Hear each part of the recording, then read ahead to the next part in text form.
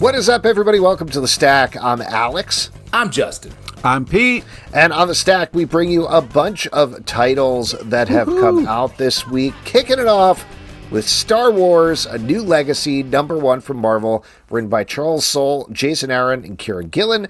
Art by Ramon, Rosanas, Leonard, Kirk, and Salva, Espín. This is a celebration of 10 years of Star Wars comics at Marvel, and because of that, we got some of the best, most renowned creators from out the history going back to, and I was pleasantly surprised to see this, more of the original characters that they created for this run versus going via tried and true Luke, Leia, Han, etc. A lot of Doc Afra coming in. A lot of Doc Afra. You do get a little bit of Darth Vader, don't worry. But you're also getting, what are they, Scar Squadron? The Scar Squadron, the Stormtrooper Squadron. I thought this was fun. I had a good time reading this book. What'd you guys think? Yeah, I also I love the cover. I also was super impressed by this team. I got very excited to read it. Was that a hint to put up the cover, Pete? Yeah, Sorry there you go. There you go. Okay, thanks. Very Pete subtle. loves hints. Yeah, and I forgot. Yeah, I love these stories. I thought this was a great collection. Well done, Marvel, kind of putting their best on this, and yeah, really delivered. A lot of fun stuff here. Are you guys fans of Rick Duel? Rick Duel. There's definitely, in the first story, Charles Soule is putting in a lot of his faves, which is fun, Yes. mind you, but like he has that, God, I'm forgetting, what is it, Momin? The mask that possesses people? Yeah, Which I think that is fun. That is fun. It's all fun stuff. It's yeah, just, I loved it. And Jim Carrey's The Mask. Yeah. Yes. Great movie. Charles has often cited The Mask as a huge influence on his work. Yeah, Yeah, he's constantly, he always texts us all the time and is like, somebody stop me. So Yes. Yeah. He's dying to be stopped. he writes so much. Somebody should stop him because he is an unbelievable writer. yeah, he's smoking. I agree. Wow. I agree that so much of the Star I'm Wars out universe... of references, by the way. I just want to. Yeah, name a third quote from this. Anybody? Ow! That's the last one. And whenever he's talking to his dog, that's a major character in the movie. Oh, You forget about how big the Breaks dog's him out role of in the prison, movie is. for Christ's sakes. You know what I mean? And just being a regular dog.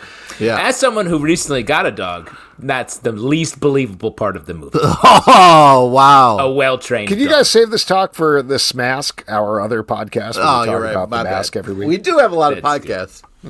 The masks, mask stack. I like leaning into the original characters here and the new Star Wars universe, because so much of the Star Wars comic world is like diving into pre-existing worlds and in characters and really knowing the story of them and filling in little pieces. To have characters in this world where we're getting to see them sort of unfettered by continuity is exciting.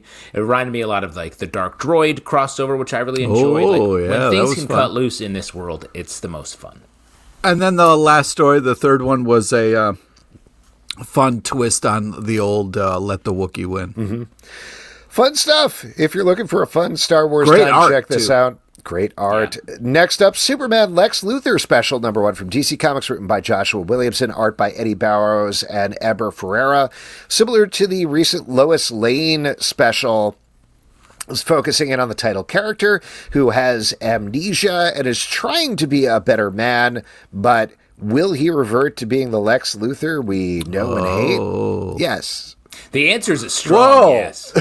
Oh, man. Well, I mean, spoil it. We know that from solicits coming Years out. of comics? Years of comics. The fact that there's a movie where he's the villain is coming out. All of this stuff. What's a villain in all of comicdom that's reformed and stayed reformed the entire Hawkeye. time? True, but how much Rogue. of a villain was he?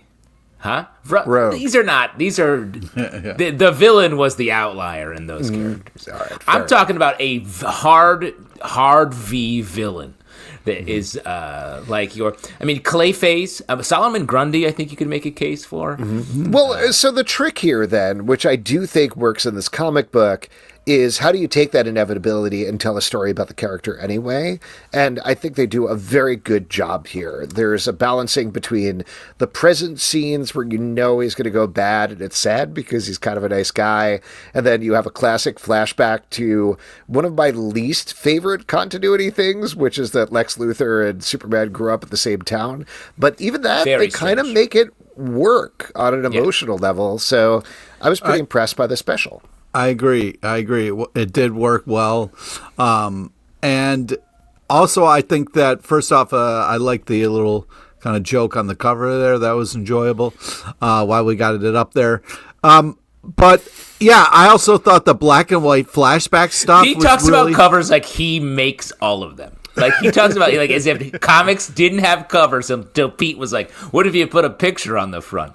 And here we are. Those flapping pages you got loose on the shelves? I don't There's know a about better all that, way. but I do love me a good cover. Anyway, the black and white flashback stuff was really cool.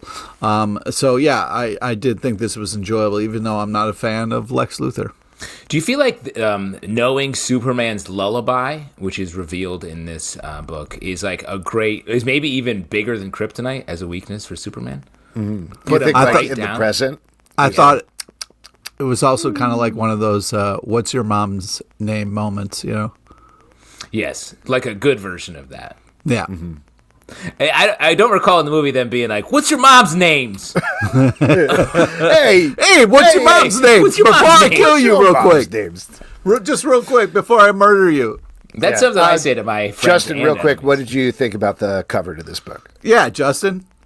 Did you like the Superfluous, joke on not it? necessary. Not Oh, boo. Give me the pages. You are the villain, capital V. Give me the pages. Ironically, LePage hates the page and only likes le cover. Oh. All right, why don't we move on to the next one then? Ice Cream Man number 43 from Image Comics, written by W. Maxwell Prince, Matt Fraction, Kelly Sue DeConnick, Geoff Johns, Dennis Camp, Zoe Thorogood, Patton Oswalt, Jeff Lemire, Frank Barbiere, Good Old Neon, and Grant Morrison. Art by Martín Morazzo and Chris O'Halloran. So this is the regular... Is that it? It. That's the only writers in it? Oh, okay. This is the regular Ice Cream Man team welcoming a bunch of writing all-stars to do a bunch of one-page horror stories. Martín Morazzo and Chris O'Halloran do the art as usual, but they range all over the place, from more realistic horror stories to more fanciful ones to board games and beyond. Justin, Deeply this is one of personal. your picks of Just the week. I mean, So- I just can't. Listing horrible diseases. I mean, this thing, you know, gets the Good to know. gamut. I'm going to You reference like this book. What are you doing right now, Pete? Yeah, Pete, quit being so nasty. Because what I got to say about this You is... nasty. Pete, you nasty. What's names your mom's? Name your mom's names. Yo, Name your mom's name. What I love about Justin, this book... what's your mom's name, real quick? Whoa. As you all know, Okay. my mom is a proud supporter and listener to this very podcast. That's And right. As always, I'm so sorry. I call her every morning. Wake up and say, I'm so sorry. I'm so sorry. So sorry. I'm so sorry for what I've said and done. But what I love about this, she doesn't read. And the you give comic. her a status update at whether you finally discovered what our moms' names are, Yeah, Yes. exactly. which we won't tell you. You can't say. They're all named Roxanne. All of them. Ah! Reveal. Wait, your mom's name's wrong then? Yeah, we read it once a month on the show. What I was going to say about this book is this book is so consistently excellent, but also increasingly excellent. And that is Impressive. so hard to do. But changing the format, it just feels like putting a creative vision up front on a month-to-month basis has got to be exhausting. So shouts to the team on that. And the way that they can just keep hitting is amazing. There are so many great ones in here. I wanted to shout out, I mean, the W. Maxwell Prince stuff I thought was excellent as usual. Yeah. And we get this, the one-pager later with Ice Cream Man himself, which I thought was excellent. And, you know, this doesn't feel like the book that is revealing more things about how Ice Cream Man works, but I think there are a lot of great little bits and pieces and clues here. But I also wanted to shout out the Newspaper one? You want to shout out the newspaper one? the newspaper one was purpose, like hit the mark. Horror continued, the 8th story. I loved Real Page Turner by Dennis Camp. Oh my God, yeah, that was cool. Dennis Camper. You are a Dennis camp head. Camper and driving around everywhere it goes. Shout out Zoe Thorogood's For James story, which was excellent and emotional, and what a punch in the middle of all this book to have that short story hit. I wanted to shout out that one in particular because I was reading it and I hadn't actually looked at the lineup. And when I got to this, I was like, geez, this seems like a Zoe Thorogood story. And it was.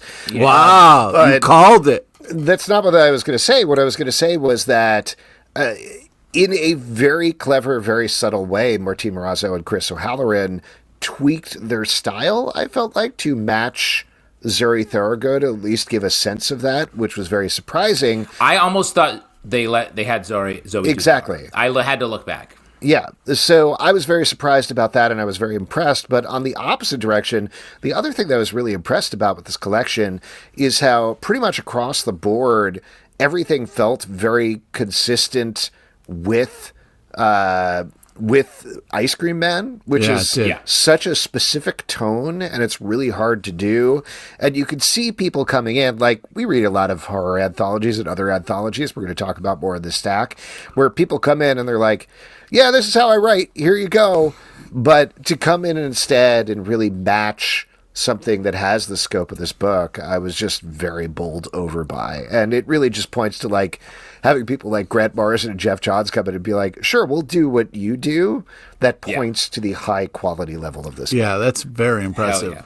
I know, Justin, you hate covers, but I did like how they set up this idea of one-page horror stories up top, so you knew what you were getting into. Because that slug and knife one, holy shit, that was crazy. Slug knife.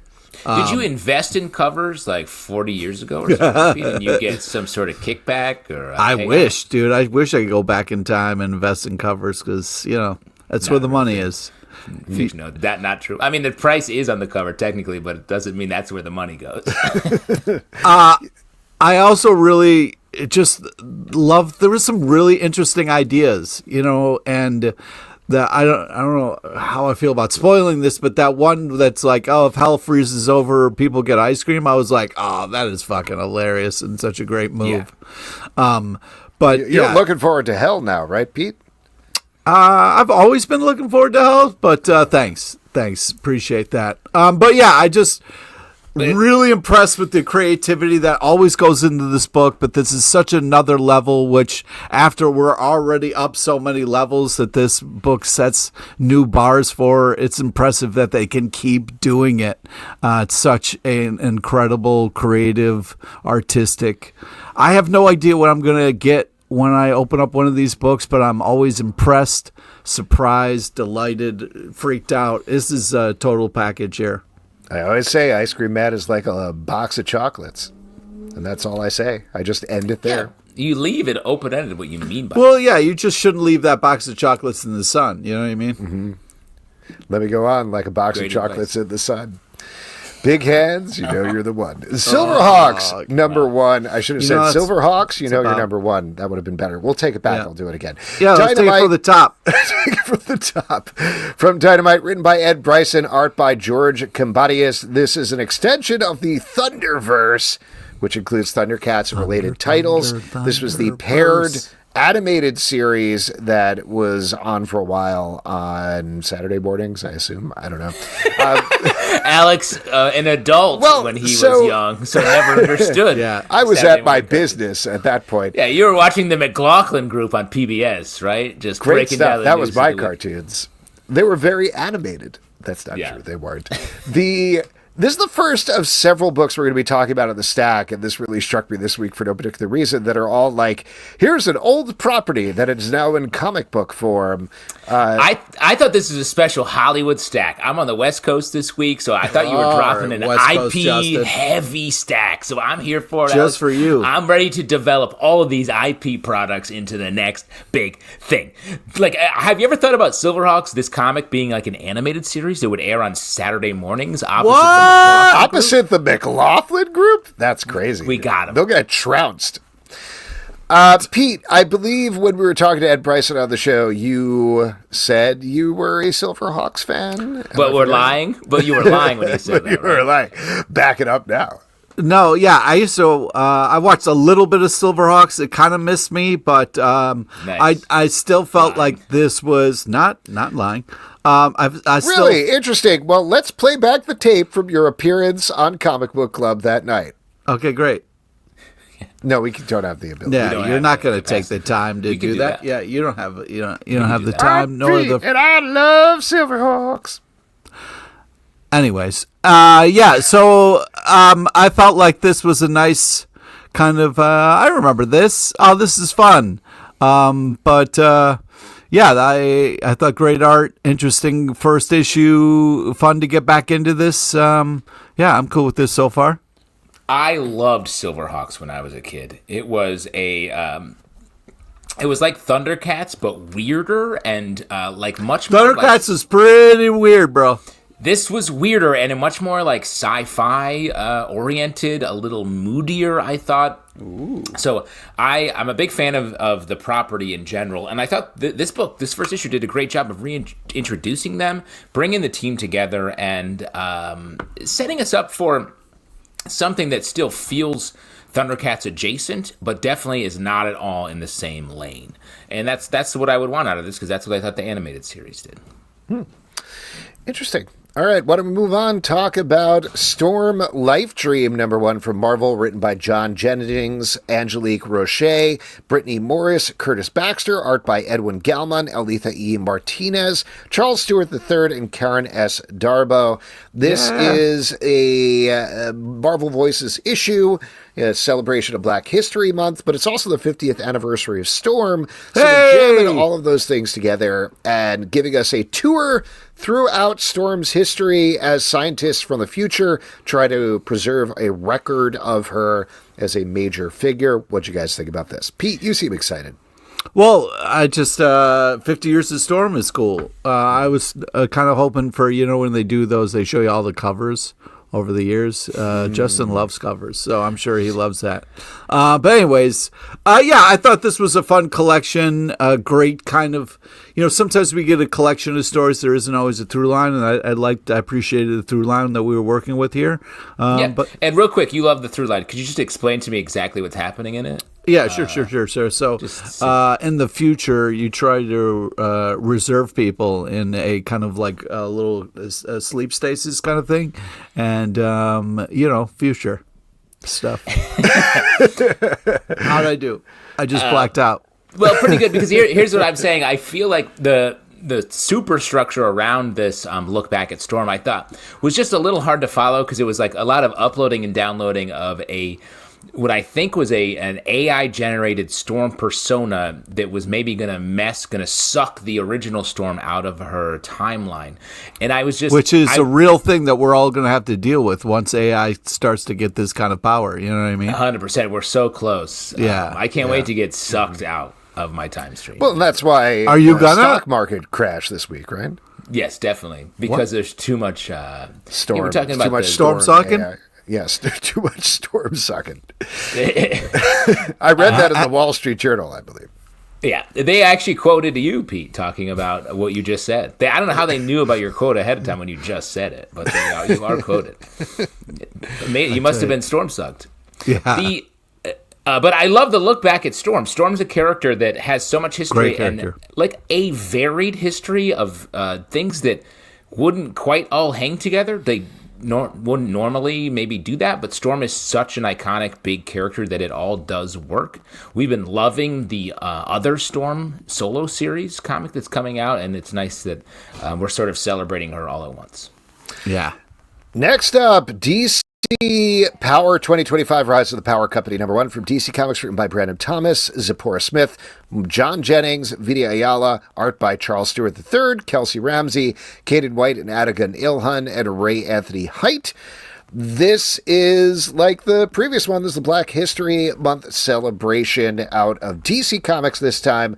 And the framing story here is we're getting Josiah Power, who is a character who used to run a company called the Power Company back in the day. He's trying to figure out what he needs to do next. He's also dealing with a lot of meta-human hate that has been powered by the Waller was right movement.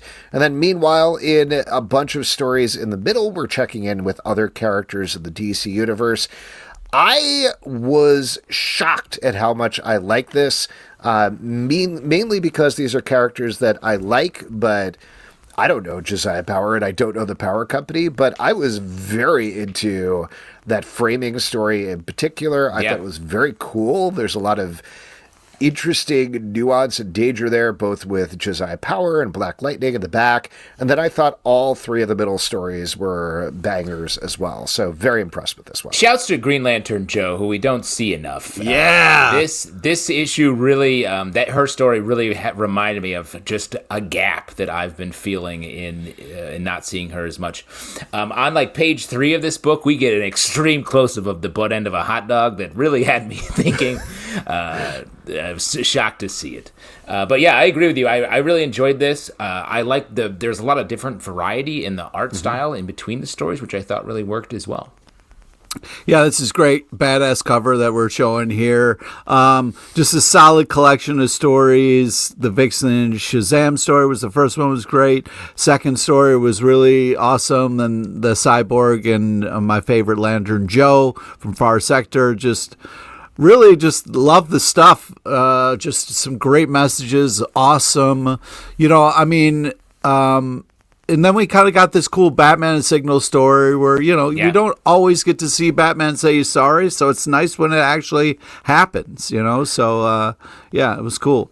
Can I mention one little quibble that was sticking out to me a lot this week? And I don't know the hot dog with the tiny butt? No, not the hot dog with the tiny butt. Why do you got problems with butt on your hot dog? You know what I mean? Like, hot dogs have butts. If you saw a little butt on your hot dog, you'd be weirded out. Well, most hot dogs have. I don't look at my hot dog and just eat them. You're talking about like the squeezed anus thing. I thought you were talking about cheeks. Like there was. No, if my hot dog had butt cheeks around the little anus at the end, I would be concerned. And Pete, did you say you don't look at a hot dog before you eat it? That's right. You never look at it. No. You close your eyes? I just got to be careful. My fingers are going to get out of the way. You know what I was going to say, fingers look a lot like hot dogs. Your fingers are going to get out of the way? I got to be careful that I don't eat any fingers. You know what I mean? That's the only way I look at it, is just like get those fingers out of the way. Otherwise, I always say, true, Pete, what a great window into your life. I always say that, that is. Pronounced. No one else found that. I didn't even notice that. I did not notice that. Huh. Wow. That's not what I was going to say. What I was going to say is the preponderance of paddles that have absolutely no backgrounds whatsoever, just a color wash behind them. Like I like the Jace Fox Signal story, but there's a bunch of scenes where on the roof where I guess the excuse was like, the sky's behind them, but there's nothing there. It's just bluish gray, and that's pretty much it. And there are a lot of books that we read this week that have the same sort of thing. This is not. I understand how quick the production time is on comics, and sometimes you got to rush. Seems like you don't. Fast. Seems like you don't. No, I understand it, but it's a bummer when you read something like that, and it's just like figures standing in the middle of a color field, and that's all that's going on. But that's it. Otherwise, it's a quibble. Moving on to the next one. It's a quibble. What do you want to say, Pete? I'm just wondering if, Justin, do you think that's like Big Vegan who's putting anuses on hot dogs to get people to stop eating them? Like, what is your stance on that? More people are going to eat hot dogs. Hot dogs are made out of butts. I don't know if you know that. So I think it's sort of like you are what you are kind of a thing. It's just weird that you're like snout on the front.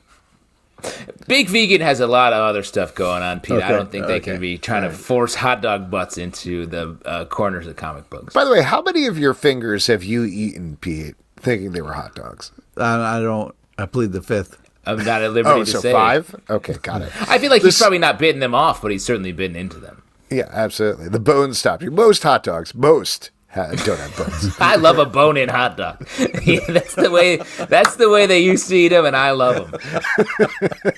Everyone, it's easier to eat a boneless hot dog. I like the bone-in. The bone-in. You gotta be careful. You don't want to eat the bone. The Seasons, #1 from Image Comics, written by Rick Remender, art by Paul Azaceta. Brand new series per the numbering, of course, but it is about a group? Family. Family. It's a family. Have you ever heard that word? Yeah. Have you ever heard that word? What's a bunch of strangers who all hang out? And they're under the same, they're related, but... Genes. What do you call that? bunch of sisters who are lost their parents many years ago in mysterious circumstances. The Seasoned sisters. We're following one of them in particular who's trying to track down a letter the entire time while a creepy carnival lurks in the background, and her sister is trying to warn her about something that may in fact just be this creepy carnival. It seems like it is. Most likely. Yes. Beautiful book. In particular, Rick Remender talks about this, the back matter, where what he was really trying to do here was get away from his habit of just telling a lot of stuff and instead just showing through one action scene all the places we're going to visit, the characters, etc. And I think that really, really comes through by him taking a back seat, handing the driving wheel to Paul Azaceta here for just some lovely art. It's glorious. It's really just such a world that it pulls us into for this. This is a fantastic book. I think this is such a solid first issue. Does such a great job of grabbing the reader and not letting go. Such a creative, interesting story. And I know, Alex, you're going to hate the message of this, but I love it, man. There's nothing worse than a bunch of clowns showing up to your town. Run for your life. Yeah, when you see too many clowns together, it's alarming. There's nothing more creepier than that. Couple clowns out on a clown date or something, it makes sense. But when you see a whole parade, what's up with that clown parade? Run for your life. What I love about this, the back matter that Alex, you mentioned, is so good, and it just lays out the intention of the book, that the book that we've just read, the book, it pays it off so hard, where you're like, yes, that's what I liked about it. You named it. And I feel like Rick Remender, as sort of the writer and steward of so many of his books that he's been putting out there, has so much intentionality when he launches them, and it just makes for a great story, a unique story each time. Now, let me ask you, clowns famously, you don't want to go near their flowers because either it's going to be a trick or it's going to be some kind of like poison squirting out of there, a la the Joker. We get a character that we're rooting for in this first issue gets a yellow rose behind her ear put there by quote unquote evil clown. Do you think that's really going to come back, or am I reading into the flowers too much in this story? Are you reading into that too much? I don't know. Who is to say? Yeah. Now, Pete, but how can you resist smelling the flower on a clown's lapel? You got to. You got to. What a good smell that is, probably. It's like when you hear the snakes of Medusa, you can't look, man. You're going to want to, but you can't. So sorry, did you say hear the snakes of Medusa? Yeah, the hissing. So you're in a room with Medusa. I'm just saying, you're hypothetical here. You're in a room with Medusa, and you're like, what is that noise? Is that the radiator? Is it the radiator hissing? And then you look, and you're like, look at those snakes. Oh no, I'm stoned. My favorite part of that myth, though, is is it Odysseus, I believe, who's like, I gotta see those snakes. I gotta see what's making that noise. Oh my god, it's driving me crazy. Amos, hear this hissing? Yeah. It's crazy to know that it's snakes, and you still look. But what kind of snake? I mean, that's what really gets you. You're IDing the snake. Asps. Bunch of asps.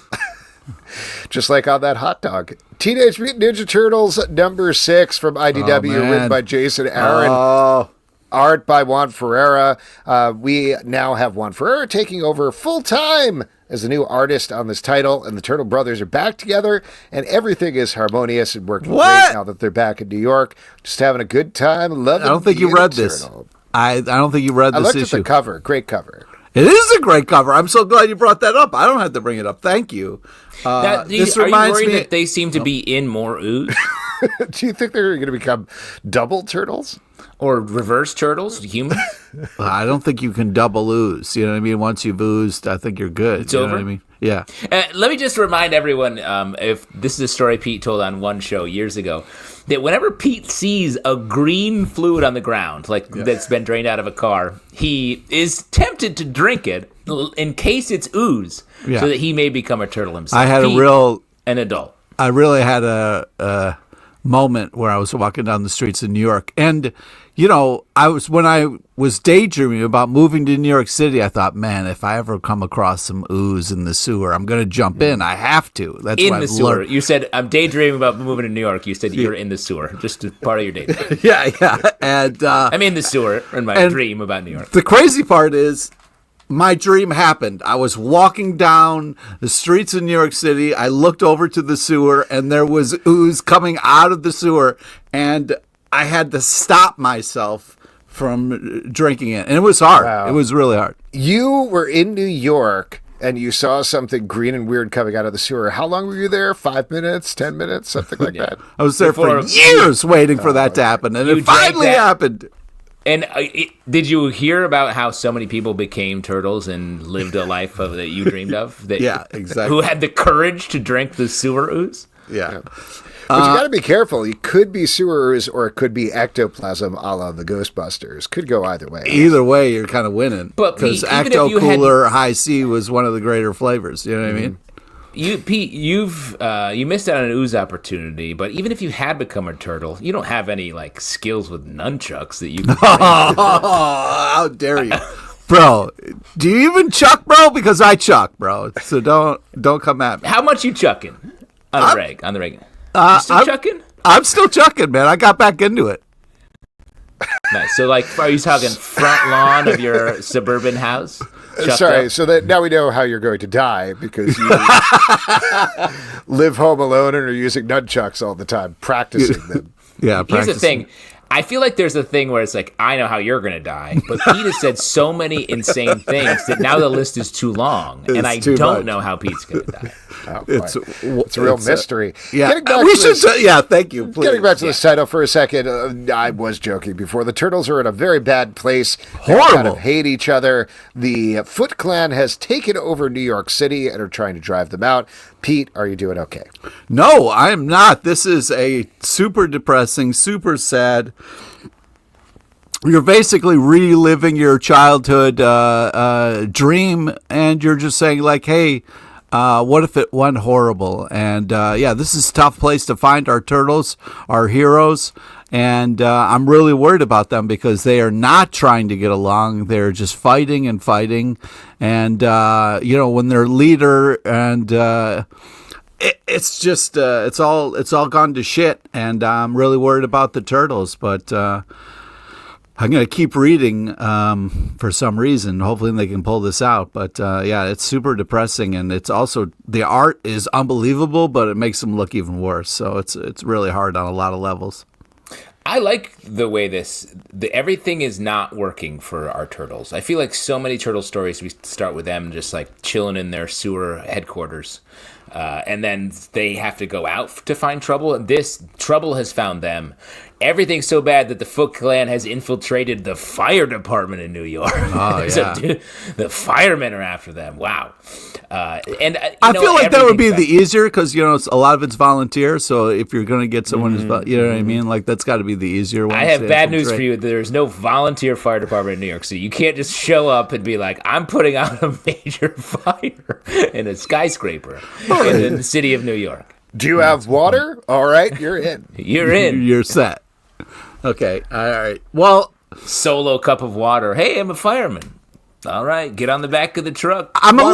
Juan Ferreira, I just want to throw out there, is perfect for this book. I don't think I've ever seen him be better than he is here, like every single artist that tackles this book so far. It's dynamic. The turtles look great. The action is awesome. The layouts are fantastic. This is just a perfect comic book.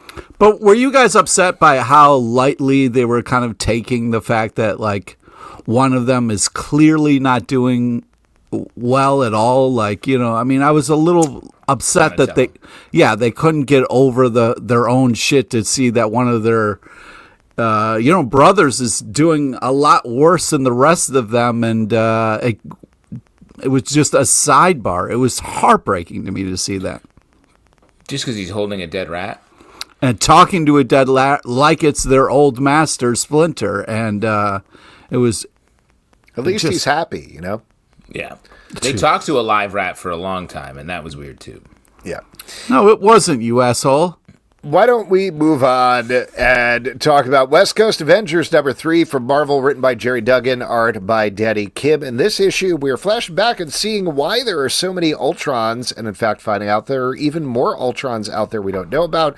But one of them has started a Ultron cult, and the other one is hanging out with the West Coast Avengers. We've been, I think, a little iffy about this series so far, but rooting for it. Where your head's at now? Well, I think we should go to our West Coast Avenger who's live on the West Coast. Justin, what do you think of this book? Yeah, I read this book out here, and it really hits. Yeah, it really hits out here. Yeah, because it's like the produce like the really pink fresh. reference. You know what I mean? Yeah. They Really put a bunch avocado. of cilantro in the book out on the West Coast, and it's like, it's really good. Really hits. Yeah, And the avocado, oh my god, don't even get me started. yeah, right off the back of it, of a food truck. It was so good. They were making West Coast Avengers issue number 3 on the back of a food truck. Yeah. But your favorite power couple gets a little appearance in this, Justin. You had to be happy about that, right? I mean, I do think this book is sort of coming together. Like, this focuses on the Ultron of it, which is the sort of major question. It feels like the intention of the book is to get into the tech-ear side of Ultron, obviously, but also having Iron Man and War Machine on the West Coast Avengers doesn't make sense unless it's going to be about that somehow. And maybe we're getting there. I like the Ultron backstory moves here. I think that's cool. I still the big press on Blue Marvel, is that his name? I'm like, I don't know why this It's not Blue Marvel, it's like Blue Bolt. Yeah, something like that. And I don't know why he's getting such intense spotlight time. But this book is about him, weirdly. And it's interesting that he's like sort of on, he has to go be in jail, basically, in between missions. There's interesting things there, but like it's really being pressed. Well, I mean, there's whatever. It's just because in between missions you want to spend some time in prison. It's not, let him use his downtime how he wants to use his downtime. Pete, just to give some backstory here, Pete is coming at it from this direction because between podcasts he goes back to prison. Yeah, man. That's right. I forgot that. On the A-Team, they used to break one of them out of the insane asylum. You know what I mean? I mean, come on. Regularly? Every episode? Almost. He was howling mad. He was howling mad. Murdoch, baby. I just feel like if it's the same insane asylum, they'd probably get used to it after a certain point. I never watched the show. So what an understanding of mental illness they had on the A-Team. They were always like, get out of that stuff. Get out of that therapy. You come break something with us. Green Lantern number 19 from DC Comics, written by Jeremy Adams, art by Fernando Pasarin and Eau Claire Albert. After the reset of the Fractured Spectrum's special, we are checking in with Star Sapphire and Hal Jordan, who are hot and heavy, much to Batman's consternation. And then we get a little bit of like a Star Trek setup, I thought, in a surprising way, where Hal and Kyle Rayner and what is her name? Odyssey, the Time Bandit or whatever. I think that's exactly it. Who Odyssey, I don't think has ever appeared before, but was introduced as if we were supposed to know exactly who this person was. Because I believe Kyle says, I thought I'd find you here. So he knows her. Yeah, he does. Yes. I looked her up, and I could not find any information other than she's supposed to appear in Green Lantern, so I'm certainly missing something.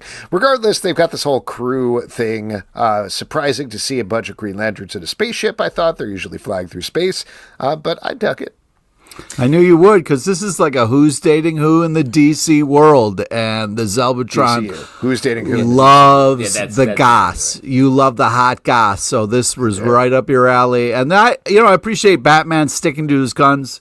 The animated series, he had that tough talk with Wonder Woman. He's like, you shouldn't date the people that you work with. It just doesn't work out. And, Batman holding true to that in this ish, so I appreciate it. I also like this. This book is such a different tone from previous Green Lanterns. Like, it's like everyone's having a little bit more fun here. We get just like a full splash, like sex splash page. That was crazy. The beefcake splash of Connor in the middle there. Yeah, wild page. I mean, good for them. Good for them. Yeah. I'm not going to fault them. I would just. Very if you got that many abs, I'm sure you want to flaunt it, Yeah, definitely. Oh, should I? Count 'em. Do you want me to? Nope. We know you got him, Alex. You keep him under definitely wraps. Greedy. Very greedy. But yes, I like the new direction this is going in from just a tonal point of view. And, we talked to Jeremy Adams that day. Wow, he does have it on there. Look at it. There's me. That's not. Now, that's a cover we can all get behind. That's an actual That's picture bullshit, of man. me. That's not your real abs. No, that is. That's me. That's me with I my hate abs this and my bit. pecs and everything. I hate it. And my Southside Serpents tattoo, like I have in real life. I hate it. Oh, you took it away? Okay. Wow. Great. The internet wants it. Oh, what a fun tech fight you guys are having. We How's talked to this Jeremy work for Adams. our audio podcast, by the way? Let us know in the comments. We talked to Jeremy Adams when we were down in New Orleans, and a great interview and great to hear about what he's working on in this Green Lantern universe. Yeah, he's cool. Free for All #1 from Odie Press by Patrick Horvath. This is in stores on March 26th, 2025. No spoilers. But we kind of can spoil it because it actually was done by Patrick Horvath. I think he worked on it, I want to say 2017 through 2018. And they got released as a Zoop project before Odie Press picked it up and is releasing it. So concept and a lot of the art and things are already out there. But this is a big deluxe edition in print, I believe, in bookstores, legit bookstores for the first time is the big deal here. So this is actually something he did before Beneath the Trees Where Nobody Sees. Sorry to even mention it, Pete. Anyway, this is about a utopian world where billionaires fight to the death. They can either choose to give half their fortune to the people or keep their fortune and enter a gladiatorial arena where they fight other billionaires. And I just hope it comes true. That was my main feeling coming out of the book. Like a lot of comic books I read, I'm like, oh, please be true. Please be true. First off, sick cover really does a great job of letting you know about the madness that's about to unfold. Letting you know about how to cut up a face. And just to check, one of your main problems with Beneath the Trees was that a duck got cut up almost in a very similar manner, which you thought was so beyond the pale that you didn't ever want to talk about the book. However, if it's a human head that gets cut up that way, you're pretty cool with it. That's not what I'm saying at all, man. I'm just saying it's an intense cover that lets you know, like, yo, you're about to go see some fucked up shit. Just a heads up. Get it? Yeah. Wow. Yeah. So, yeah, this has some really crazy twists and turns. Love the action. Love the pace of it. Yeah, this is very intense, but also very creative and interesting, and artistically very impressive. Love Patrick Horvath. This is fun. It takes, what I like about it is it moves pretty quickly past a premise that's sort of easy to understand, rich people fighting for their lives, and gets into like how the battle works, how the game works, how it affects, how we get into the personal lives of the big battle that is the sort of second to the back half of the book. And enjoyed it. One other thing that I'll throw out there that I thought was really smartly done, while I was reading the book, you get to not really check in too much with the people who are just watching the billionaires fight to the death. The billionaires are much more the focus. And the people watching are kind of like they're either rubes or they're staring at a second screen while they're sitting in the arena or things like that. And I was kind of getting irked because I was like, no, billionaires bad. People who are not billionaires good. But I think what he's pointing out there is the way that billionaires treat things is like, I'm the only important person in the world. It's just me because I have so much money. The rest of us follow that like a sport. Like we do. And that is the essential idea that he's playing with here is that in a certain way, I'd argue maybe not quite as much of a way, but he's certainly arguing in a way we are as complicit in the rise and the focus on billionaires as the billionaires themselves. So also, we have a problem with being at live sporting events and still being on our phone. Yes, that too. Nice. Great takedown. And it's nice that this was written satirically in 2017 and that we've really, as a culture, moved past it and are doing a lot better. We're doing pretty well. Great. We're doing pretty well. When it comes to putting billionaires front and center, I think we have learned our lesson. Yeah. Oh, God. Ooh, Book of Cutter, #1 from Boom Studios, written by James Tynion IV and Tate Bromble, art by Werther Deladera, Antonio Fuso, Letizia Cadanici, and Chris Sheehan. This is a huge, I believe, 98-page big one that is focusing on the member of the House of Slaughter who's supposed to take place of Erica, who they believe is dead, but we know is not, in fact, Spoilers, dead. jeez. Well, that's going to play out in the future. And we're following her training in London as she finds out a lot more about the House of Cutter, as well as the House of Slaughter and future plans that mean some big and potentially very ominous things for the world. And meanwhile, that's all crisscrossing with text pages written by Tate Bromble that further explore the world of Something is Killing the Children. What do you guys think about this book?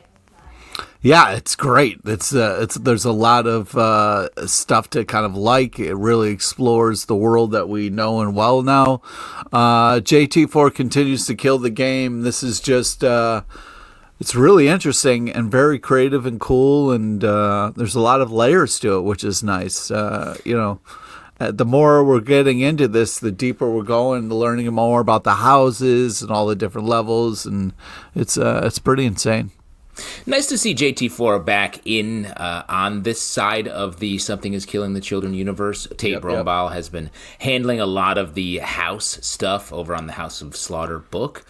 But, the bureaucracy of it all is really engaging. This book, there isn't a lot of fights or a lot of action. Yeah. It really is just like a lot of, the management of the different families and the different palace intrigue that's going on between them as they move through it. So that's the fact that can be made dramatic as we're learning about it at the same time is really fun. And thank you, Alex, for removing that picture from, it was nice. You don't need to talk about that part. Next up, Violator, #5 from Image Comics, written by Mark Andreyko, art by Kevin Maguire and Ben Templesmith. In this issue, I actually want to frame something up before we get into this issue. A frame up? A classic. We're doing a frame job? I'm doing a frame job. So with the last issue where they were talking about Rasputin, I went to bat, I think, pretty heavily for the idea. Not only have I been enjoying this book, but I thought it's such a great lane to have, like, Violator ends up in various terrible historical settings, wearing somebody's skin and doing stuff. Oh, perfect. And you must have loved this one then. Well, immediately the thing I was like, well, but if they do that, then the immediate thought is like World War II and making him a Nazi, and you can't do that. And then I started thinking about other things. And then in this issue, of course, he is in fact in World War II Germany. But the twist here is that he's killing Nazis, which was very refreshing and nice to see. I still wish this book would focus on that because I feel like every issue it's scattershot. Like there's so many things going on. And I liked both of the sections here. The first half of the book is Violator killing Nazis in Nazi Germany. The second half is almost entirely full-page explorations of hell. Walking tour. Walking tour, man. It's really fun. Hell, which I thought was really cool and felt like very Vertigo to me. But it's two different issues. That's my only issue with it. No, say issue twice. So you're mad that they jam-packed two issues in one issue? No. Just other than the Rasputin issue, the last one, I think every issue of this so far, we've had a bunch of different things happening going on. Well, these are sort of double-sized issues, and I don't know about the creative conception of it, but it definitely does feel like that is what's happening here. And, it works because these stories are pretty big. I think the Rasputin one was the most successful because it had just such a vibe to it and a tone of this that really matched with the Violator being like, I just want to get into people's bodies. Oh, this body fucks. I like this body. And that was sort of the story with some history in there as well. And this one, it's a little woolier, the connection from the Nazi Germany into just touring hell. We get some like hell drama that I don't know, feels a little bit outside of the story. So I definitely like the previous issue more, but I think this book is just punching above its weight so hard for a Violator book to be like going after these bigger stories in history while still maintaining the Violator character, which is like sort of a Venom adjacent creation, like all tongue and all kill all the time. So I think it's a win. Yeah, I don't know how I feel about the Venom comparison, but I do agree with you that this is. Look at the tongue. Yeah, but just because.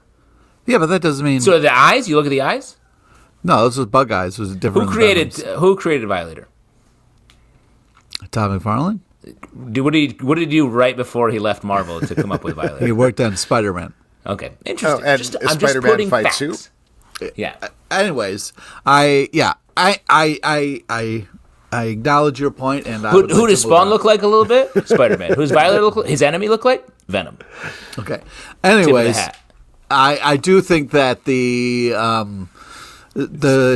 first letter of the name's V.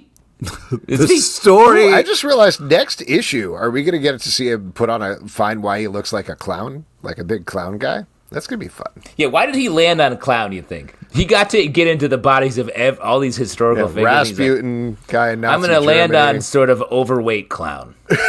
That's where that's my comfort zone. You get more skin, you can feel a little bit better, you know. Anyways, I think this is an amazing issue. It's an insane tour of hell if you've always wanted to go. It's a free way to check it out, you know, and not have to sell your soul, you know, and it's got to be accurate. You just got to think it's accurate. Anyways, yeah, this was a blast, and it was also interesting the back and forth he had with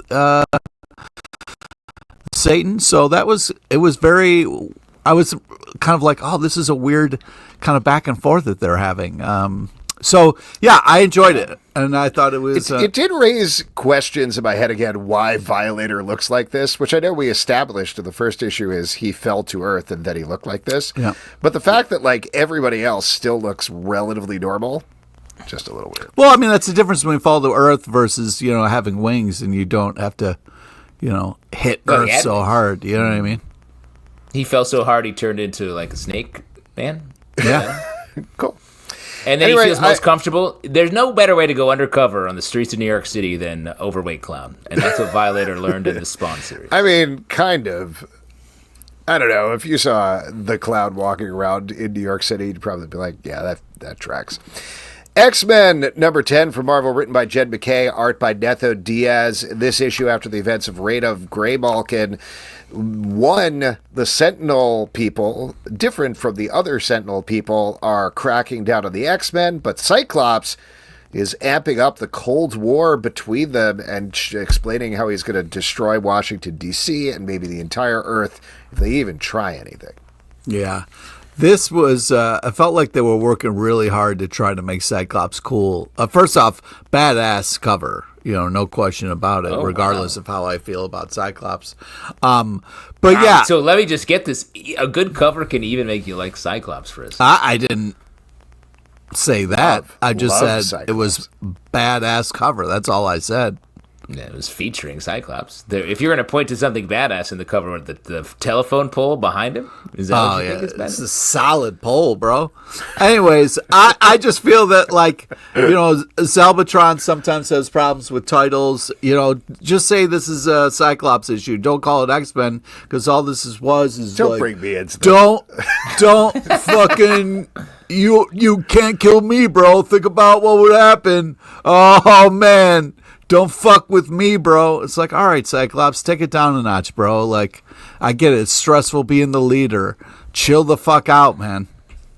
I like this. I think this is what, if we're seeing a Strike Force X-Men, which is what this title has sort of been pitched as, that this issue, I think, is maybe the best mission statement for that. Like, Cyclops is confronted with an enemy after coming back from a shitty mission, and he has already handled it. and he just gets to monologue while we're seeing the action, but like, Ocean's 11 style, Soderbergh film style. We get to see that action happening at the same time.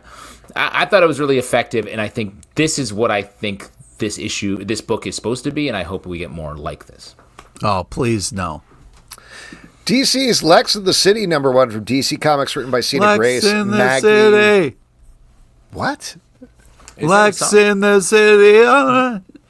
Oh, okay. This is definitely like Sex in the City, but I don't know what you're doing. Yeah. Written by Cena Grace, Maggie Tokuda Hall, Jonathan Rivera, Charles Skaggs, Brendan Hay, Sabrina Futch, Lisa Sturl, Dave Weigels. Art by Cena Grace, Leslie Hung, Michael Avon Oeming, Serg Acuna, Stephen Byrne, M.L. Sinapo, Marissa Louise, and Howard Porter.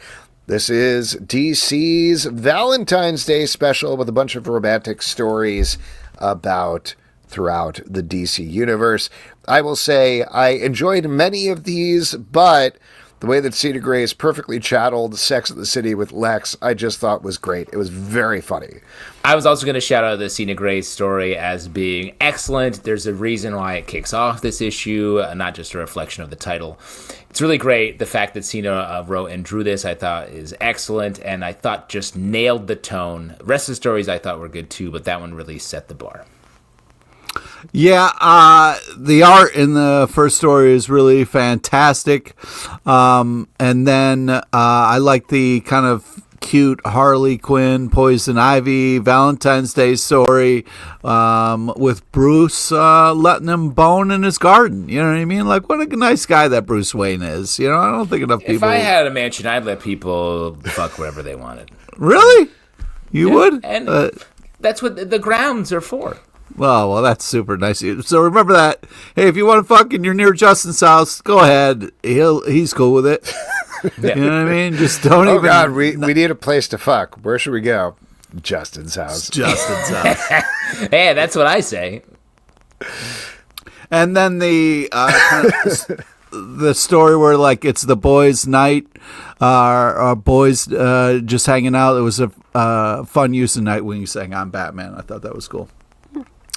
There you go. Red Before Black, #4 from Boob Studios, written by Stephanie Phillips, art by Goran Sudzuka. We are following two women who are on the run from both the law and the criminals. This issue, they are hiding out at the alligator farm owned by, I'm forgetting the exact family link there, but they have a lot of fun with, like, my uncle's ex-husband's wife's husband or something like that, whatever it is. There's a really fun off-kilter tone to this book, and the fact that one of the characters can magically grow a forest, and we haven't really explored that yet in 4 issues, is a wild detail that's definitely drawing me back as well. Love the art as well. This is, we've said this kind of before, but this is like criminal set in Florida, filtered through Harley Quinn and Poison Ivy is kind of what's going on here. But with all of those magic tree elements thing. with the magic tree thing, Poison Ivy. So, but it feels fresh and new anyway. I'm really enjoying this series.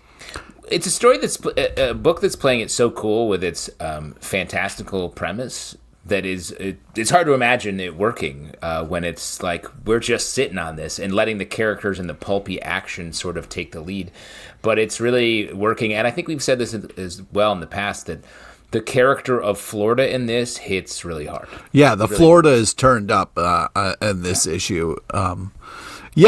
Some sweet moments between the two kind of main characters and all this madness, which is what keeps me interested. And amazing art. It's kind of impressive that all this chaos, there can be these kind of fun little moments, like she puts a little alligator on her ear. It's just kind of sweet stuff in between, so total anarchy. So gator ear. You gotta get the gator ear. But yeah, this is really a blast and artistically impressive. All right, it's time to ride that train. Yeah, train block! Train block. We got two titles here that take place on deadly trains. So why not talk about them together? First up, we got The Blood Train, #1 from Ninth Circle and Image Comics, written by Adam Glass, art by Bernard Chang. This is, in case you missed the first one, Freddy the Fix by Garth Ennis. This is a series of horror one-shots done in one, and this takes place with a bunch of friends taking a train where one of them gets infected. It's very, if you ever watch The Strain, it feels like that in comic book form in a big way. Have you ever been on the L train? What'd you guys? Yes, or the L train. What did you guys see? This was like a sort of like early aughts horror movie that's like sort of fratty and a little dumb, but works, and you're on board the entire time. Like a train driven by your drunkest friend. You're on board and you're going where it's going. Wow. I will say, just to be contradictory, I liked parts of this, and I thought the creature designs were pretty gross. It occasionally felt like a screenplay where some of the pages were missing. There's some action missed here to get us there. But what I liked about it, I think the parts that were there, the sort of insidious nature of the inciting incident worked well, and then there were some just great dramatic moments that hit throughout, I thought. Yeah, I mean, I wanted her to kind of be like, I'm sick and tired of these motherfucking monsters on this motherfucking train, but... all that I feel aside, like you might have that same note for the next comic we're about to review. Well, yeah, that's true. That's true. I did have it there too. I just think great pace, interesting story. Knock it up, Pete. You're so hot on the mic. Oh, sorry. I'm trying to read and not look at the screen. Never try to read. Right. Yeah. But yeah, fun. Get those bifocals, Pete. You got to get those bifocals. Move to New Orleans. These are things you got to do. I don't want to get bifocals. Do it. The Benjamin Franklin of Comic Book Club. Peter Page. Get a kite, hang a key on it, see what happens. Let's move to the second car in our train block. Kill Train.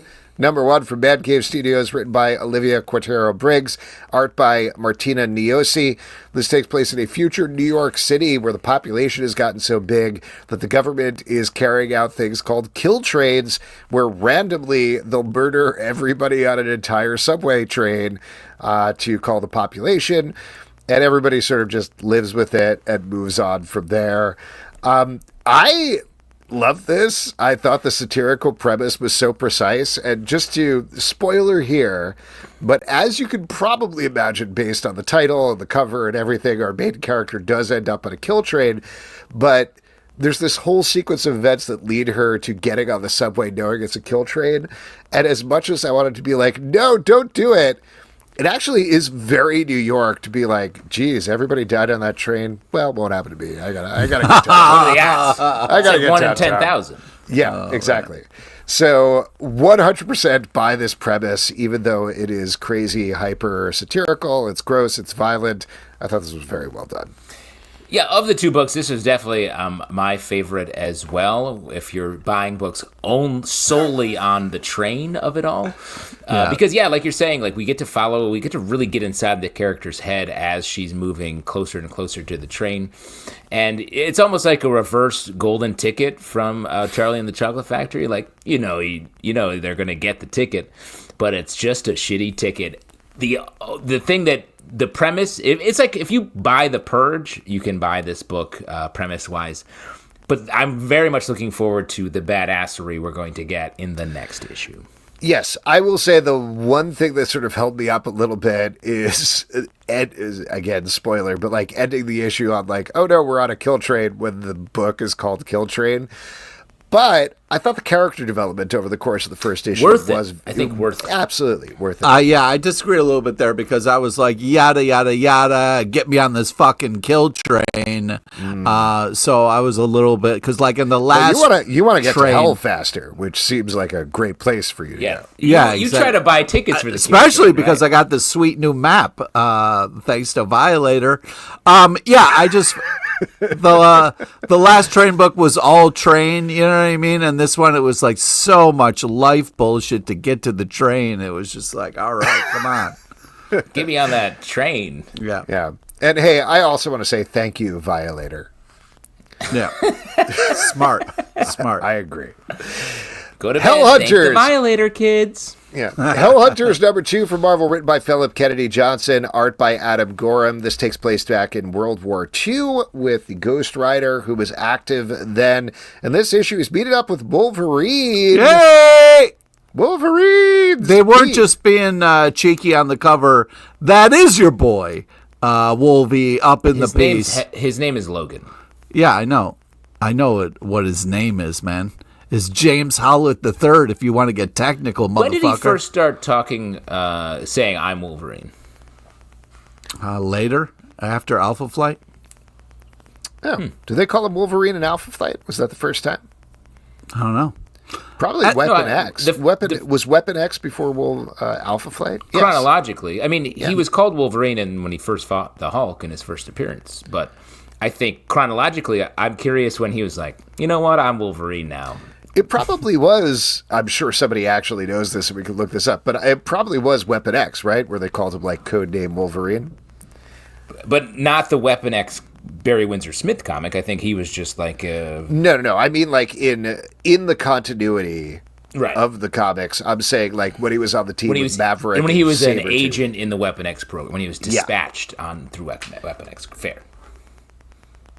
This is fun. And that's our review of the comic book. All right. So, anyways, this is literally what we do: is talk about when stuff happened in the comics and why. That's I hate to tell you, it's not saying nice cover. Man. Well, I'm here for the wrong reasons. This is a good cover. particularly on what is a great mostly an audio podcast, where they can't see the covers.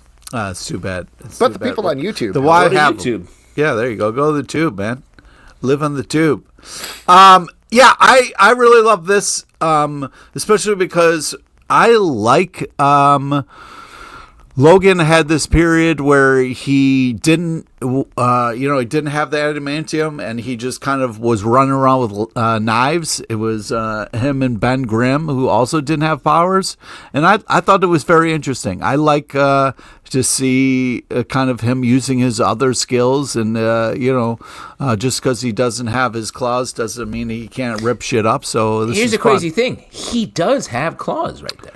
But he's using knives, you know what I mean? He's choosing. But he doesn't know, right? Because he doesn't know he has claws until he pops them later, right? I don't know. Because he has bone claws the whole time. Yeah. Weapon X didn't put If you had bone claws, you think you would know, right? Yeah, I mean, it's like the bone inside a hot dog. Like, you got to know it's there. Oh, I know it's there. Because I'm biting know down on that bone. I can't wait. until you find out. Do you think he was just never angry enough to pop his claws until he was in his later life? I don't know. Do you what's ever, going on. by the way, I've have you lost guys the ever thread played of that this. game like Bean Boozled, where some of the hot dogs have bones and some don't?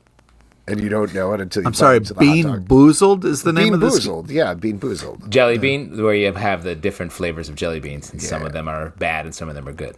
Right. Yeah, it's a tough choice in life where Yeah. you like. You think, A hot dog version of that would be filling at the very least, I would say. It is crazy to me. We're talking Wolverine continuity, but the fact that the continuity was he's lived all these years, but he also had bone claws the whole time and never popped them is insane. yeah, that doesn't make seem any- possible. Yeah, at all. That's a conversation they had around this book in the Marvel office, for sure. But I think this book is excellent. Philip Kennedy Johnson bringing us a great, gritty, violent, dark World War II story, and sort of covering us on either ends. The military stuff is really, really good and well written, as well as the hell part of it is great. Yeah, great use of Ghost Rider in this. It's fun to kind of see this team up. I'm excited for more. This is really badass. Great it gives you art, hope that great maybe story. we might have bone claws as well that could pop like in our 70s. Time. Every time. Red Coat, #9 from Ghost Machine and Image Comics, written by Geoff Johns, art by Brian Hitch. In this issue, our main character, Simon Pure, is hanging out with Johnny Appleseed. Oh, Johnny About on the some spot. adventures. Justin, you were pretty high on this one. Yeah, you love the Seed. I've been loving this Redcoat stuff. Like, it's become such a good hang. Like, I like the story areas that Geoff Johns is talking about. This is like them just being buds and talking about, like, sort of how we spend our time on this earth a little bit. Johnny Appleseed, a classic character who's just a regular guy who wears a pot on his head and plants apples. Yeah. That's a person we revere in America. Yeah, it reminds me of you a little bit. Johnny Appleseed? Yeah. What part? Because I like have outlandish hats? No, I just think there's a fun exuberance about this guy. Every time you think of Johnny Appleseed, you think a guy full of energy who's just living his best life. You know what I mean? Planting seeds, just traveling around the world, performing for people. That's me.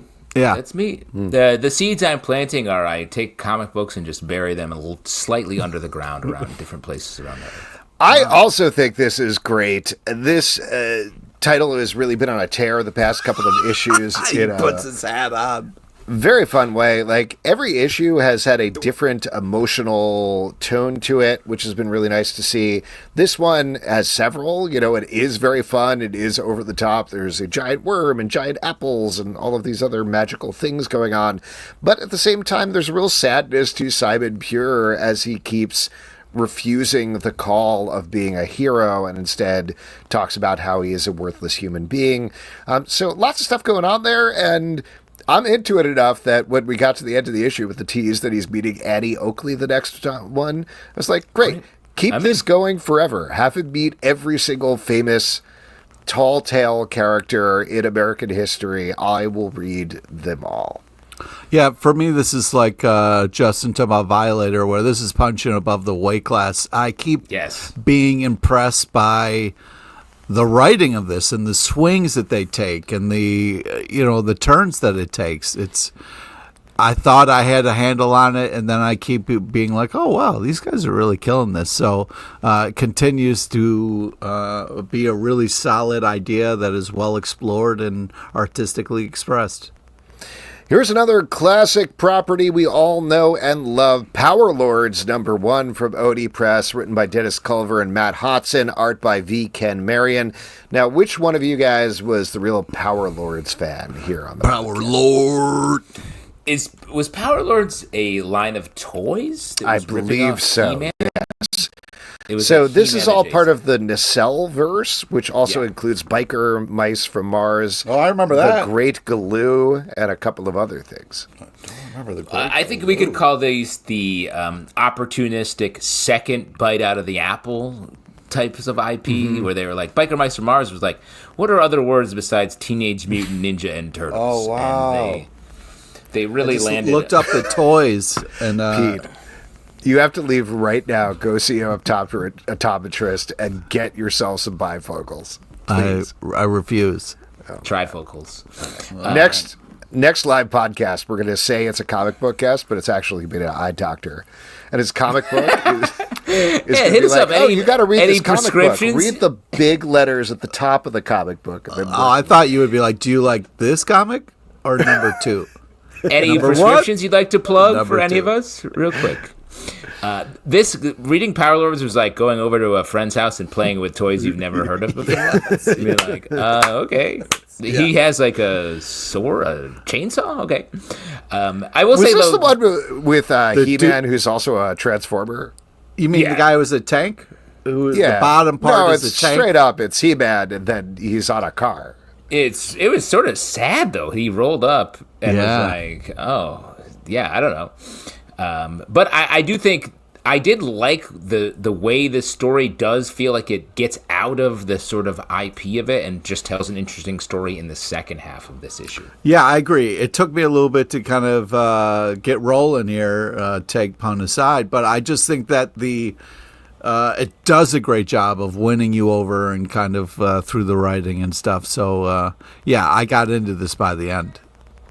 Dust to Dust, #2 from Image Comics, written by J.G. Jones and Phil Bram, art by J.G. Jones. Jesus Christ. Yeah, you like it?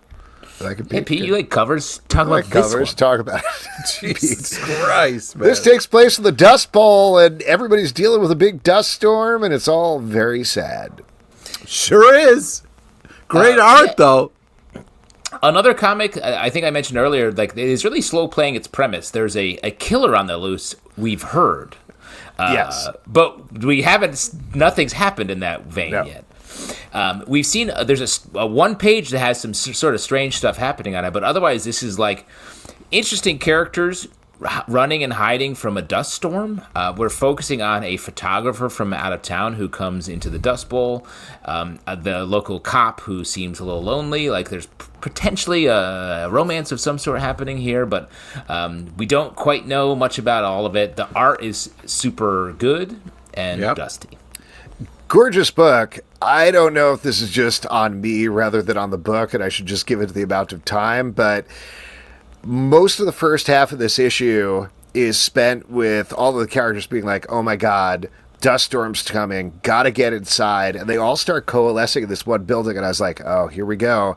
Okay, I get it. They're all going to be trapped inside of this dust storm, and then the killer's there and it's going to kill everybody. Thought that. And then the dust storm dissipates and they all leave, and I was like, what is happening? I also want to throw out to you guys, while I'm just sort of ranting here about this book, at the end of the issue, spoilers for anybody who's going to read it, but the end of the issue, one of the characters is a photographer, and they pull up to this car that was covered in dust, and she's like, the whole world's going to know about this. What are they going to know about? Just how dusty the car is. That's what there's something else, right? Because I think it's a missing girl that, we saw a guy kind of taking...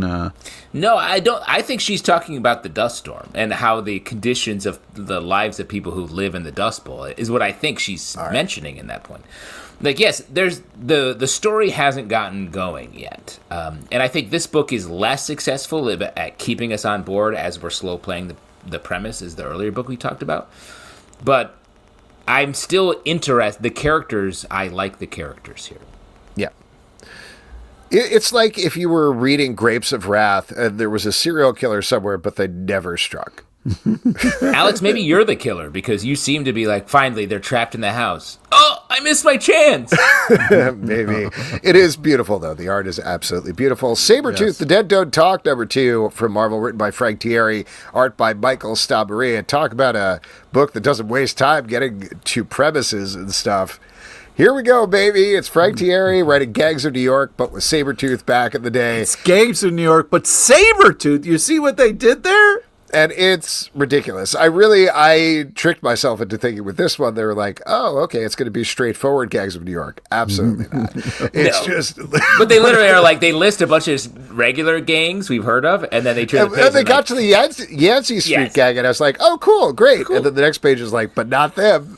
But we're not done. I mean, it's like the old Looney Tunes cartoon where they're showing Dick Tracy villains, and it gets insane. It was like, turn the page, it's like, there's the Frankengoons, there's the Noodleheads. I was like, what is happening here? And the book is all about Sabres. They're just killing them anyway.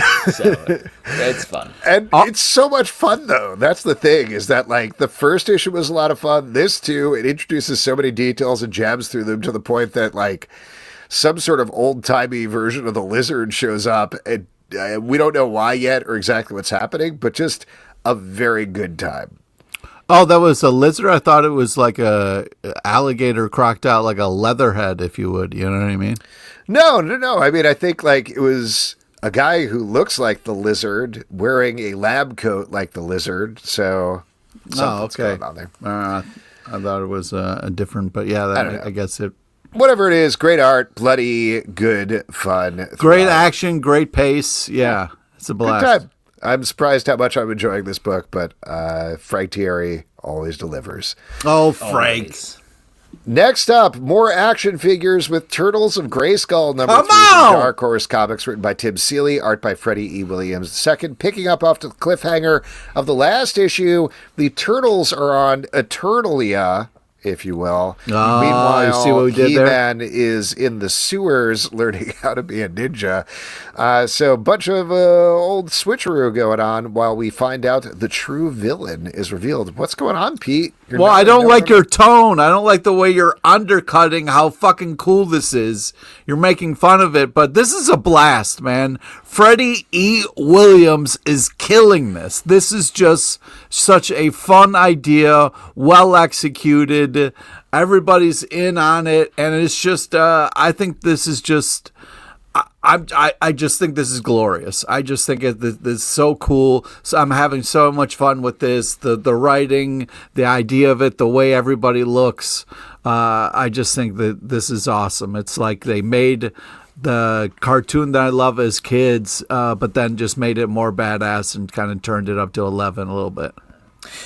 Of all of the IP books we've talked about, not only in this stack, but across even our Energon universe books that we're always talking about, this book is able to juggle all of the IP and also tell a fun story that is both funny, honoring the continuity that came before, down to having Orokusaki and young Shredder fighting while a young Splinter the Rat watches. And someone else is watching that and being like, what's going to happen here? This is fucked up, right? And then another dude shows up who's a He-Man character who actually works in the slot here. Tim Seeley should be writing a main book in the Energon universe. Let's make that happen. He is doing so much in this book. It's so successful. It makes me not think it's crazy that Splinter was a rat that watched someone do karate and became a master before he was mutated. So much so that he taught turtles how to do karate later in his life. He didn't just absolute nonsense. Like he did just watch. He took it in. Like it was more than just What's watching. that? It wasn't just casually watching. Pete, you watched football like over the weekend. Notes. Well, you watched football over the weekend. Are you ready to play? Absorbed it. You ready to go in? No. He absorbed it. Why? He's a rat. He was a rat in a cage. He was doing some light karate with his little rat hands. And you're telling me he knows despite karate? all his rage, he knows it. Still able to do it. Yeah, he was. Anyway, this book is very fun, and it's just working so well on so many levels without feeling labored. Yes! Hornsby and Halo, number 3 from Ghost Machine and Image Comics, written by Peter J. Tomasi, art by Peter Steenberg. We have a Speeder on Peter. Demon girl who is being raised by a nice family and an angel boy being raised by a bad family. And they're trying to figure out their powers and origins. And we explore a little more of that this issue as they fight a zombie horde. Yeah, but don't forget about Pepper the cat, dude. Come on, bro. Sorry. Do you want to explain that, Pete, or do you want to just... No, I think he did when he said Pepper the cat. That's about it. Yeah. That's it. End of story. Pepper the cat is an important part of the story. I mean, the thing is, listen, if a zombie horde is all saying the same thing, you listen to that zombie horde and you do what it says. You know what I mean? Yeah, it's like, come on, man. I mean, for a whole zombie horde to be so unanimous, how do you just ignore that? You know what I mean? Peter J. Tomasi is a writer I really like, very experienced. Peter Snaberg, same thing, great artist. This book is it's just telling a simple story that gets complicated, but the simplistic way that they're telling it is concise, moves through it. I'm curious. We keep getting different iterations of they don't know what's happening, and then at the end of the issue, they're sort of half empowered. I'm curious what the end goal here is. Is it a character relationship story? Is it a power set discovery story? Hopefully in the next issue, we'll get a little bit more understanding of the actual path we're on. Yeah, you never heard of me, number 2 from Dark Horse Comics, written by Iolando Zanfardino, art by Elisa Ramboli. We are following a character who is a seer. He can see the worst and best day of anybody's life if they touch him or he touches them. He's also a teen in high school, and in this issue, he is very hesitantly exploring his powers and figuring out how to use them. I like the first issue of this a lot, but I thought the second issue was great. Just really good supernatural is wrong, but like fantasy, realism, teen drama, the Seer stuff, the way that artistically it's drawn, showing a split between blue, the worst day, and yellow, the best day, I thought is really neat as well. It's a neat device to use throughout. And the new characters that we're getting as part of the supporting cast are really intriguing as well. I'm really digging this book. Yeah, this is a really creative, cool idea and well executed. You know, I know the Zalbatron loves the high school drama of it all, but yeah, this is solid characters, and that is what I said. Yes, I mean, I do think we know you're this is inside. You're a schoolgirl inside. You know what I mean? So you love this. Yeah, this is definitely an Alex book. When I was reading it, I was like, shouts you. It's not my favorite sort of territory, but I did think that the art really expresses what's happening very well in the comic. Babs, number 5 from Ahoy Comics, written by Garth Ennis, art by Jason Burrows. In this issue, Babs and her compatriots have been captured by a bunch of literal trolls. Meanwhile, back in town, the folks who have been supporting this white, supremacist army that has taken over the town are starting to realize, hey, wait a second, maybe we are supporting the wrong side. This continues to be one of the best satires on the stand. It's great. It is so crazy timely right now to read this, but it's also very funny, very smartly done. Great character work throughout. Jason Burrows drawing some really funny scenes and some good action as well. Yeah, it seems like Garth Ennis is having a blast, and this is fun to read. It's a fun kind of like a little escape and reminder, and then you just escape again. It's hard in satire to ride the line of being fun without being a little preachy. And this comic just does it so well. It stays firmly on the fun side. It has some good action here, and the characters make mistakes, like win, lose. We get to see sort of it all, and that makes it not just poignant, but a fun ride as well.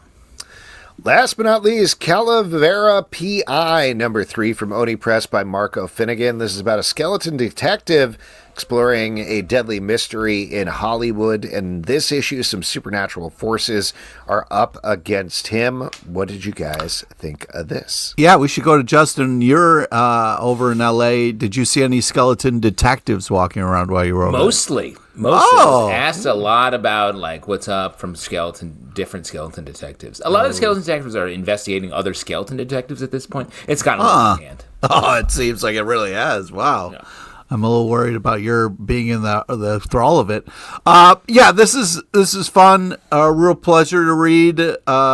Skeleton Guy is enjoyable.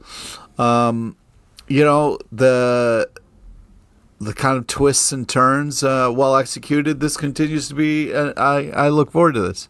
I want to highlight the art in this book, which I think is excellent. Like different and just I don't even know what the process is to get the art to have this sort of tone. It's like a little washed out with some vibrancy at the heart of it. It's even hard to describe. I really like that.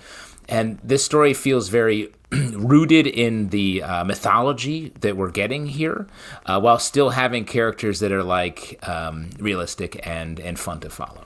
Yeah, just to kind of jump in. Yeah, like artistically, like the layouts, and it really was art forward and made it enjoyable to read. Sorry. It's Mike Mignola adjacent, I would say. But, okay. Right. Like the tone pops in a different way. I was just going to say that they should have titled it Skeleton Crew, but that's just me. And that is it for the stack. If you'd like to support this podcast, patreon.com/comic book club. Also, we do a live show. Is that a shot at Skeleton Crew or a shot at that comic? I guess you'll never know. You'll never know. Shots fired, bro. How you going to end like that? You got hit, Pete. You got hit. comicbookclublive.com for this podcast and many more. Until next time, we'll see you at the Comic Book Club. I have a rat in a cage that is next to me the whole time we're podcasting, so I'm hoping but is he watching or is he he's really taking it in, like you said, or whatever. And I would just say, folks, enjoy if your you're not watching bonbons. on the video, he just like sort of jiggled his hat a little bit, and he did like a little thing with his hat. Oh, man. How come you can see the cage, but I can't? I have a different camera set up. I knew it. I knew you.